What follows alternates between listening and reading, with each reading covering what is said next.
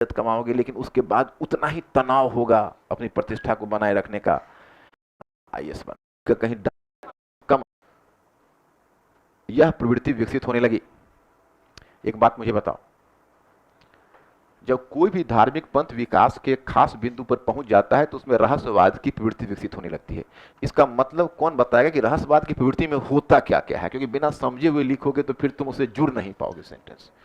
बहुत कम हाथ उठे हुए हैं, कुछ और हाथों की अपेक्षा कर रहा था। क्या क्या होता है रहस्यवाद? नहीं, उसमें रहस्यवाद का विकास होता है। तो रहस्यवाद का विकास जब होता है तो क्या हो जाता है? मैंने क्या ऐसा प्रवृत्ति दिखेगी हम कहेंगे रहस्यवाद विकसित हो गया? जैसे देखो, स्थूल से सूक्ष्म की तरफ जाओगे। स्थूल से सूक्ष्म का मतलब है, जैसे बचपन में होते थे तो स्कूल जाते थे, कभी होमवर्क नहीं बनाते थे और कहीं आज गुरुजी का कहीं डांट न पड़े तो पहले ही कह देते कि हे ईश्वर, अगर तो आज हम गुरुजी से बच गए तो 25 पैसे का कोई मिठाई का नाम लेते चढ़ा देंगे। उसमें तो हैसियत ही 25 पैसे की थी तो क्या करते? तो बता दिया। तो ईश्वर से यही संबंध रहता है लेन देन का, इतना मैं करूंगा, इतना दीजिए। थोड़ा और बड़े हो गए, मंदिर जाते हो, माथा टेकते हो, कहते भगवान आईएएस बना दो, लेकिन फिर आईएएस भी बन जाओगे, जिंदगी पूरी जियोगे, तथा कथित संसार को समझोगे, सफलता और सफलता का भाव मन में आएगा, ट्रांसफर पोस्टिंग होगी, जीवन में काफी पैसा इज्जत कमाओगे, लेकिन उसके बाद उतना ही तनाव होगा अपनी प्रतिष्ठा को बनाए रखने का। फिर देखोगे कि जिसके लिए हम इतना धन अर्जित किए उनका व्यवहार में भी बदलाव देखोगे। देखोगे कि भाई फॉर्च्यून जब नीचे डाउन होता है तो ये सांसारिक संबंधों में खिंचाव आ जाता है। ये सब देखने के बाद तुमको लगेगा कि नहीं, तब तुमको ईश्वर से संबंध बदलना शुरू होगा और तुम ईश्वर को तुम एक निराकार, उसका तुम कोई उनसे सक्सेस मिठाई नहीं मानोगे। यही कहोगे, हे ईश्वर तुम मुझे शांति दो, हे ईश्वर मुझे प्रेम, तुम्हारे और हमें प्रेम। तो ईश्वर तुम्हारा प्रेम का संबंध हो जाएगा, ईश्वर ही तुम्हारा लक्ष्य बन जाएगा। अभी ईश्वर तुम्हारे लिए माध्यम है भौतिक सुख का, और एक समय आएगा कि ईश्वर ही तुम्हारा लक्ष्य बन जाएगा। उनकी आराधना ही, उनकी प्रेम में डूबना ही तुम्हारा धर्म बन जाएगा, रहस्यवाद आ जाएगा। उसके बाद तुम्हारे सामने कोई आकार नहीं रहेगा, निराकार। जब आकार से निराकार पर चले जाओगे और उस निराकार के प्रति तुम्हारे मन में आकर्षण होगा तो, लेकिन इस्लाम में तो पहले ही निराकार है। तो निराकार है लेकिन वो निराकार में प्रेम तो नहीं है। रहस्यवाद के निराकार के प्रति प्रेम चाहिए, है ना? उसमें पैराग्राफ चेंज करो, देखिए, हाँ, पैराग्राफ चेंज करके लिखो। कहा जाता है कि इस्लाम की, कहा जाता है कि इस्लाम की दो, इस्लाम के अंतर्गत, इस्लाम के अंतर्गत कुरान की दो प्रकार की व्याख्या की गई थी। कहा वो निराकार में प्रेम तो नहीं है। रहस्यवादी, रूढ़िवादी इस्लाम का बल आस्था पर था, आस्था का मतलब विश्वास पर। वहीं सूफी मुताजिल, मुताजिल का मतलब है तर्क, तर्क के आधार पर। तो मुताजिल पर, सूफी पंथ का बल मुताजिल या तर्क की पद्धति पर था, और तर्क की पद्धति होगा तो आस्था पर तो असर हो जाएगा। क्या? जो अथॉरिटी होता है वो अथॉरिटी तो तर्क नहीं चाहता है ना। अथॉरिटी का मतलब तर्क अगर ज्यादा दोगे, जैसे पिताजी से अगर ज्यादा तर्क करोगे तो एक बार एक सेंटेंस में बहुत सुनते सुनते एक बार कहेंगे खबरदार तर्क नहीं। आज तक हमने अपने पिता से कभी तर्क नहीं किया था, जो मैं कह रहा हूं मानो, बस यही सत्य है। तो नई पीढ़ी और पुरानी पीढ़ी के बीच यही है कि अरे तुम कर लो यार, हमारे पूर्वज करते नहीं इसलिए कर लो, और नई पीढ़ी पूछना शुरू, सर क्यों करूं,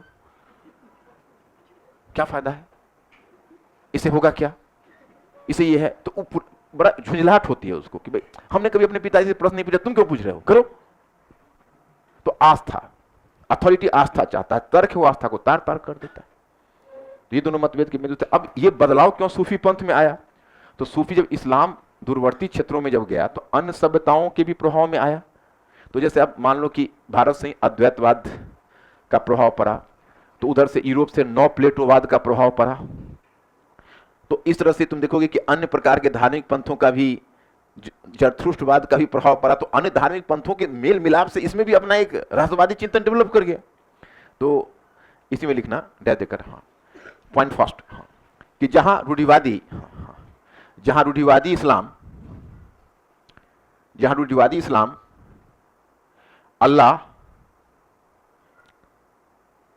अल्लाह एवं उनके बंदे के संबंधों को, अल्लाह एवं उनके बंदे के संबंधों को अल्लाह एवं उनके बंदे के संबंधों को स्वामी एवं सेवक के संबंधों में, अल्लाह एवं उनके बंदे के संबंधों को स्वामी एवं सेवक के संबंधों में व्यक्त करता था, सेवक के संबंधों में व्यक्त करता था। वहीं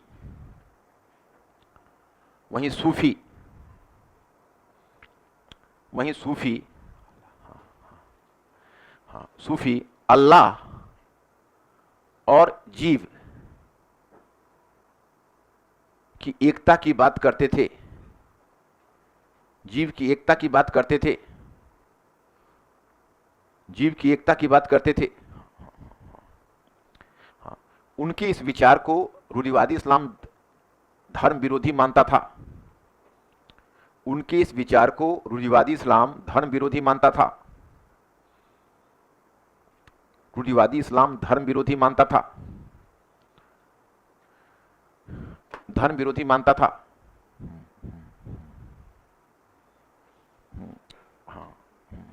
पॉइंट नंबर 2 लिखिए। रूढ़िवादी इस्लाम का बल, रूढ़िवादी इस्लाम का बल,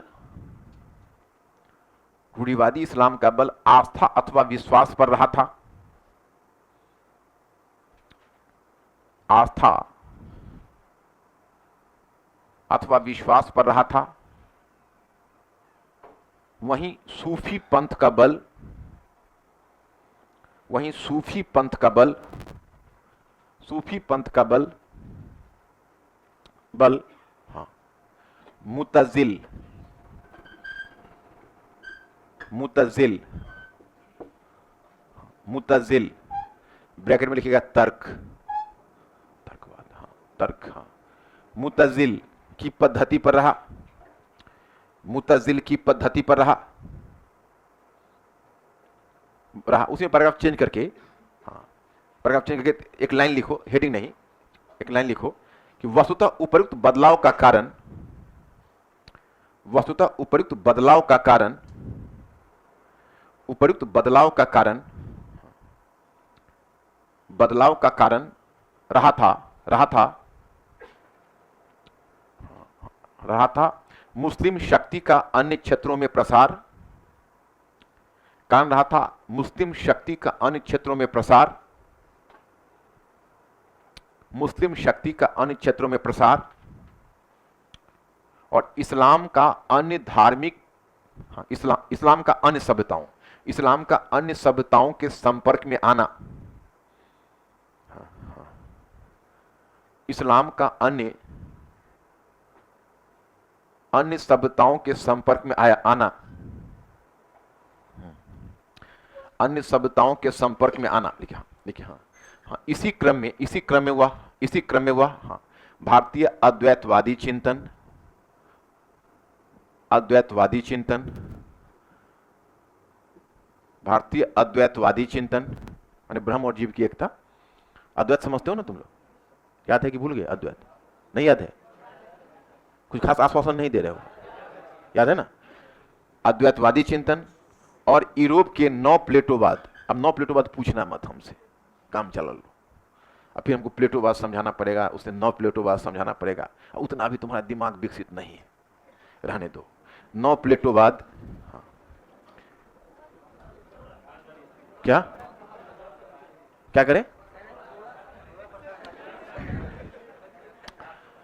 प्लेटो एक आइडियलिस्टिक चिंतक था। आइडियलिस्टिक का मतलब होता है आदर्शवाद। प्रत्ययवादी कहते हैं जो विचारधारा की सत्यता को मानता है, उसको हम प्रत्ययवादी चिंतक कहते हैं। तो यूरोप में पहला प्रत्ययवादी चिंतक प्लेटो था। तो प्लेटो ने कहा था कि ये जो संसार है वो ईश्वर की छाया की छाया की छाया है, माने shadow of the God, shadow of shadow of shadow of God, 3 bar shadow. वो जो शैडो कहा तो मतलब ये है कि ये जो पूरा संसार है उन्हीं की छाया है, उसकी भी छाया, उसकी भी छाया। इसलिए उसको कहते हैं प्लेटोनिक लव। एक शब्द चल निकला। प्लेटोनिक लव का मतलब है अशरीरी प्यार, मतलब जिसमें कि बस भाव के तौर पर जुड़ाव होता है, शारीरिक जुड़ाव नहीं होता। क्योंकि ईश्वर को भाव के तौर पर ले आया कि छाया छाया फिर उसकी छाया। तो उसने भाव शब्द पर बहुत बल दिया। तो प्लेटो के बाद उसका जो शिष्य अरस्तु आया था, उसकी विचारधारा को उलट दिया था अरस्तु, और फिर अरस्तु के बाद फिर विचारधारा भटक गई। तो फिर वही 15-16 सेंचुरी में एक बार फिर प्लेटोवाद दोबारा पुनर्जीवित हुआ, तो उसको नौ प्लेटोवाद का नाम दिया गया। तो वही नौ प्लेटोवाद से मतलब वही। आगे बढ़ो, क्या लिखा? हाँ, हाँ, नौ प्लेटोवाद के संपर्क। तो अब्बासी खलीफा उमैया वंश के खलीफा 750 तक शासन किया, तो फिर अब्बासी खलीफा आ गए। तो अब्बासी खलीफा का सीट ऑफ पावर बगदाद था, लेकिन बगदाद में आने के बाद धीरे धीरे खलीफाओं के जीवन में अयासी आने लगी, और वो जब अयासी आने लगी और उसमें साम्राज्य का भी बहुत बड़ा विकास हो गया था, और धीरे धीरे वो भी एक राजतंत्र, अब वहां पर खलीफा का भी जो जीवन है वो एक राजा की तरह ऐश्वर्यपूर्ण होने लगा। तो ऐसी स्थिति में जो तुर्की गवर्नर थे वो महत्वाकांक्षी थे, जो मैंने महमूद गनी और सुल्तान के पद का विकास कहा। तो 10वीं सदी में क्या हुआ कि इस्लामी जगत में एक बड़ा परिवर्तन यह हुआ कि खिलाफत का पतन हुआ। खिलाफत खलीफा को ही बोलते हैं, खलीफा से संबंधित। तो खिलाफत का पतन हुआ और मुस्लिम राजतंत्र का विकास हुआ। और उसी समय मुस्लिमों के जीवन में अब चूंकि काफी समृद्धि आ गई थी, बहुत दूर दराज के क्षेत्रों का संसाधनों का दोहन उन्होंने किया था, तो उनके जीवन में अयासी जैसी चीज आने लगी। तो ऐसी जो इस्लाम के स्वरूप या चरित्र में जो परिवर्तन आ रहा था 10वीं सदी के बाद, तो कुछ चिंतकों को यह बात मतलब अच्छा नहीं लगा, और वैसे चिंतकों ने इस अयासी पूर्ण जीवन के विरुद्ध प्रतिक्रिया दिखानी शुरू कर दी। और ये जो चिंतक थे वो सूफी थे, जिनका विकास सूफियों का ईरान और इराक में ही हुआ है, और तब धीरे धीरे भारत की भूमि पर आए। तो यहाँ पर आपको फिर वहां पर जहां तुम अपनी कॉपी पर थोड़ा सा इसको पॉइंट तुमको लिखते हुए चले जाओ ना, उसको कॉपी पर तुम लोग फिर थोड़ा सा लिख लेना, नीचे ब्रेक देकर उससे तुमको एक हायरार्की बन जाएगी ना। तो उसमें क्या होगा कि जब तुम कॉपी पर पढ़ोगे तो कॉपी पर ही सब उतर जाएगा। थोड़ा सा कष्ट कर लेना, जब समय मिले, अभी नहीं, जब आगे भी मौका मिले, केवल जगह छोड़ दोगे तो उतना तुमको, जब तुमको समय मिले थोड़ा थोड़ा उतार लेना उसको, पॉइंट को। तो एक पॉइंट बना दो, उठ किया है आगे बढ़ के बहुत ज्यादा।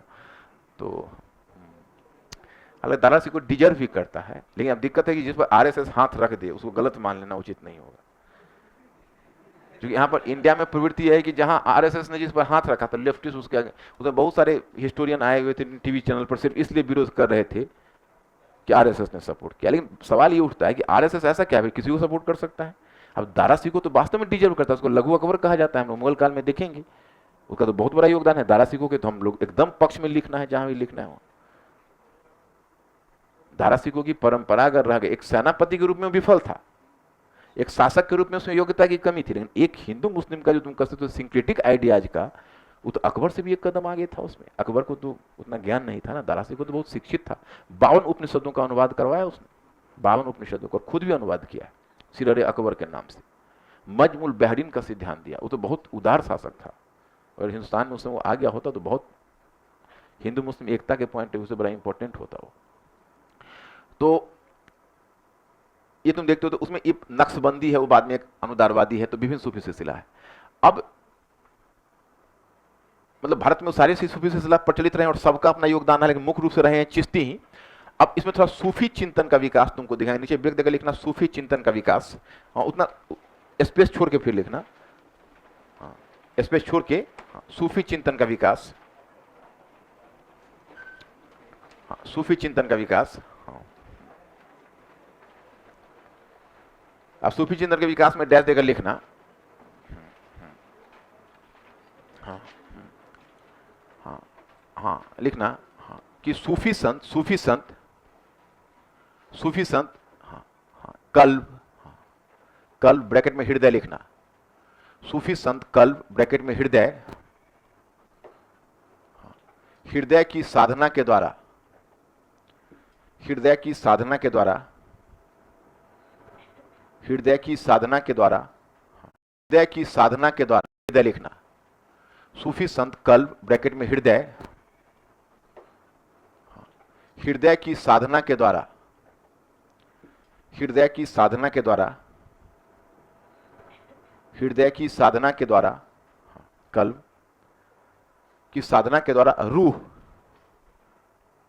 रूह, रूह लिखोगे आत्मा ब्रैकेट में, हाँ, ब्रैकेट में, कल्ब की साधना के द्वारा रूह के मुक्त करने की बात करते थे, रूह को मुक्त करने की बात करते थे, रूह को मुक्त करने की बात करते थे, कल्ब की साधना के द्वारा रूह को मुक्त करने की बात करते थे, हाँ, हाँ, उनके विचार में, हाँ, हाँ, हाँ, हाँ, हाँ, हाँ, हाँ, रूह को अपनी यात्रा के मध्य 7 घाटियां पार करनी होती। यात्रा के मध्य 7 घाटियां पार करनी होती। 7 घाटियां पार करनी होती। इसके परिणाम स्वरूप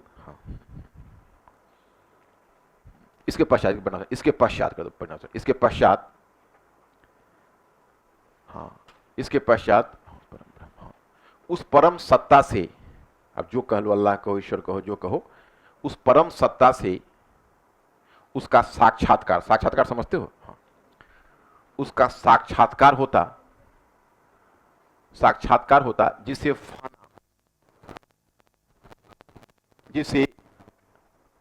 जिसे फना की स्थिति कही गई,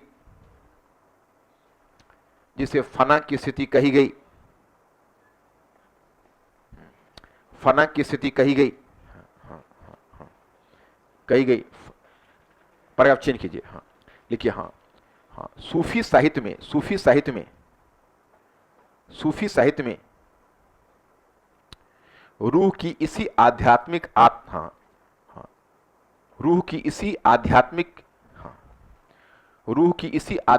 यात्रा,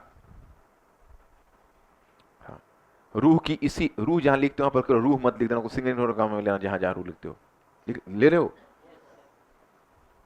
नहीं ले रहे हो तो लिया है रूह को, सिंगल टोन काम में लो। लिखिएगा। रूह की इसी आध्यात्मिक यात्रा का विवरण मिलता है।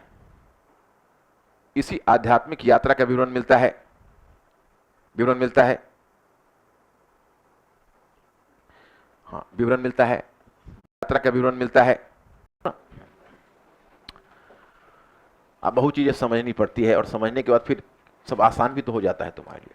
देखो, जो तुमने निर्गुण भक्ति देखी और सूफी देखी, उसमें तुमको बहुत चीजों में समानता दिखी। निर्गुण भक्ति में भी गुरु का महत्व है। कबीरदास भी लिखते हैं गुरु गोविंद तो है ही। उनका एक और कविता है जो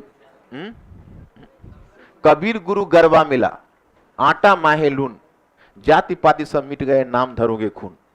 उसी में किसी ने हिंदी साहित्य में तो कबीर और सुर पढ़ना है, तो हम लोग के टाइम में एक स्टूडेंट था, तो उसने कबीर दोहा तो समझ में बच्चों को आता नहीं, वहां पर जाके एग्जाम हॉल में तो लोग बहुत सारे अनुमान से लिखना शुरू करते हैं। उसमें अनुमान से लिखा, तो उसने लिखा कबीर गुरु गरबा मिला, तो उसने लिखा कि दास लिखते हैं कि गुरु भी एक ऐसा मिला तो ऐसा गोबर कि आटा माहे लून। जैसे आटा में बहुत अधिक नमक मिला देने से आटा बर्बाद हो जाता है, उसी प्रकार से उसने हमें बर्बाद कर दिया। हमारा जाति धर्म सब खराब हो गया, हम किसी काम के नहीं रह गए।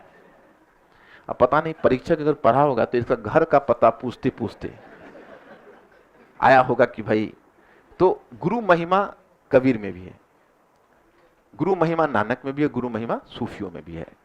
तो वो कॉमन पॉइंट है दोनों में। तो पीर, मुरीद, शिष्य, खानका हाउस पाइस बोलते हैं, वहीं पर वो निवास स्थल है, वहीं पर बैठ के प्रवचन देते थे, वहीं पर अपने मुरीदों से मिलते थे। कई लोग जैसे पानी फूके, उनका तो तरह तरह का रहस्य होता था ना, जैसे सुबह से शाम तक बीमार व्यक्ति से जमा रहेंगे, एक गिलास पानी लेंगे, फूकेंगे, पिला देंगे, ताजा हो जाता था। लोग सुबह से शाम तक भीड़ लगी रहती थी खानकाह में।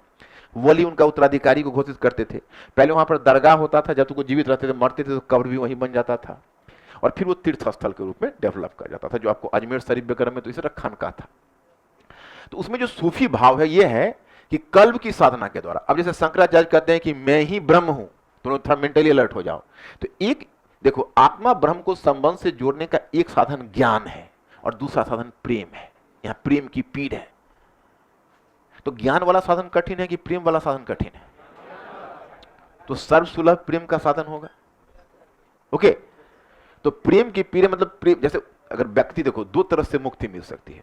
अगर तुम्हारा ज्ञान हो जाए कि मैं वो और पूरा संसार एक है, तो भेदभाव मिट जाएगा। और दूसरा है कि तुम अपने हृदय के भाव को और प्रेम को खोल दोगे और सारा संसार से ही तुम प्रेम करोगे, तो अभी तो मुक्ति मिल जाएगी। मेरी बात समझ में आ रही है कि नहीं? लेकिन रोटी कपड़ा और मकान के अलावा सोचोगे तभी पता चले।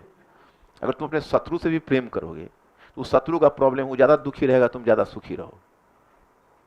कष्ट तो होता है कि जब किसी के प्रति रिवेंज का भाव आता है, तो और किसी के प्रति अगर करुणा का भाव आ जाए तो कष्ट कहां होगा। पहले के साधु सन्यास इसीलिए कष्ट नहीं होता था। तो प्रेम का अगर इतना बड़ा क्षेत्र हो जाए कि उसमें पूरा संसार ही समा जाए तो फिर मुक्ति तो मिलनी है। गांधी में क्या था, गांधी को जो गुस्सा नहीं आता था या कि हर स्थिति में अपने हत्यारे के बारे में लिखना कि हे ईश्वर से माफ कर देना, ये नहीं जानता है क्या कर रहा, उसको तो बहुत ऊंची चीज पहुंचे हुए थे। तो वो ऐसा इसलिए संभव था कि चूंकि वो मन में किसी के प्रति घृणा और ग्रज नहीं आने दिया। तो सूफी संत तो कहता प्रेम के माध्यम से। तो उसमें दो कथाएं चलती है, लौकिक कथा, अलौकिक कथा। साधारण पाठक जो होते हैं वो लौकिक कथा का आनंद लेते हैं, दूसरा अलौकिक कथा। अब देखो, जैसे पद्मावत की कहानी की राजा रतन सेन मेवाड़ के राजा हैं, उनकी जो रानी है वो नागमती है, जो पहली रानी थी। तो एक दिन राजा शिकार खेलने गए और राजा के पास एक हीरामन तोता था, उसको हीरामन शुक कहते हैं, सुगा लोग बोलते हैं ना उसे शुक। तो हीरामन तोता था, तो वो अपना था उनका, मतलब राजा उसको बहुत, रतन सेन उसको बहुत मानते थे। और वो गए शिकार खेलने। रानी जो नागमती उसने स्नान करके और दर्पण के सामने खड़ी हुई और उसको इस बात का अहंकार था कि मैं दुनिया का सबसे रूपवती स्त्री हूं। तो उसने श्रृंगार किए स्नान करने के बाद और तब जाकर हुआ खड़ी हुई दर्पण के सामने और पूछी हीरामन सुख से कि ये हीरामन सुख बता कि मेरे जैसे रूपवती स्त्री संसार में दूसरा कोई है क्या। हीरामन सुख तो बाचाल होता ही और थोड़ा कटुभाषी भी था। उसने कह दिया अगर तुम तो कुछ नहीं हो, सिंघल द्वीप की राजकुमारी जो पद्मिनी है उसके पैर में जो सौंदर्य है तुम्हारे मुख में नहीं है। अब समझ सकते हो